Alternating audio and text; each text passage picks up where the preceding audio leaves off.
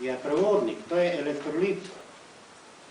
Se pravi, da sol prevaja elektrika. Ne? In če človek ne zadosti soli, ni prevodnosti. In če ni prevodnosti, ni elektrike, ne morejo sladkorji, pa maščobe zgore.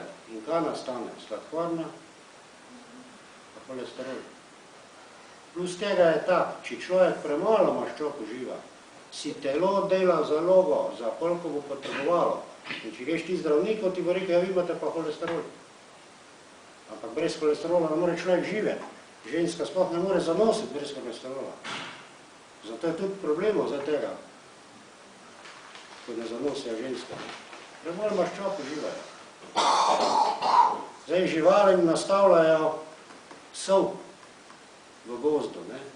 In to glih po zimi. Zakaj? Zato, ko po zimi lahko zmrzne, če nimajo dosti elektrike v sebi, ne?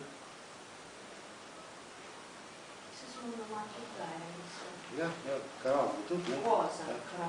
Edini problem nastane, če ti premalo uživaš vode, ne? Potem ti pa sol res lahko škodi, ne?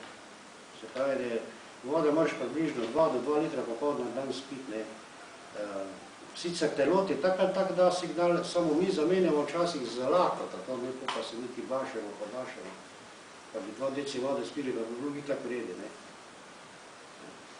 Ne bi bili več lačni.